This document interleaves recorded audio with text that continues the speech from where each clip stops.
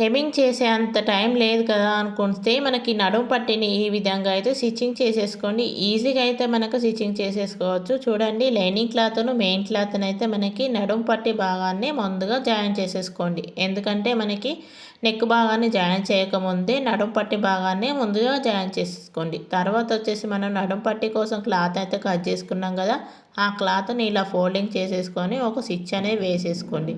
ఇలా వేసుకున్న పీసును మళ్ళీ మనం ఒరిజినల్ క్లాత్ మీద పెట్టేసి ఒక స్టిచ్ అనేది వేసేసుకోవాలి. చూడండి, ఇందులో వచ్చేసి మన డాట్స్ అనేది ముందుగా అయితే పెట్టకూడదు.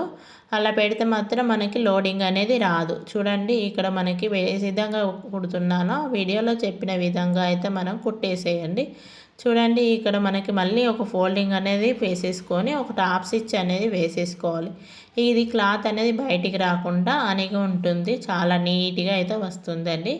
ఇక్కడ వచ్చేసి మనకి లైనింగ్ని మరి ఒరిజినల్ క్లాత్ని సపరేట్గా చేసేసుకొని కుట్టేసుకున్న నడుము పట్టి మీదకెళ్ళి మనం ఇప్పుడైతే ఒక స్టిచ్చింగ్ అనేది వేసేసుకోవాలి. ఈజీగా మన నడుము పట్టి వేయకుండానే హెమ్మింగ్తోని పని లేకుండా ఈజీగా అయితే మన నడుము పట్టిని రెడీ చేసుకోవచ్చండి. మనకి చేసుకున్న దాని తర్వాత మనకి ఇలా అయితే మనకి మొత్తాన్ని కుట్టేసిన తర్వాత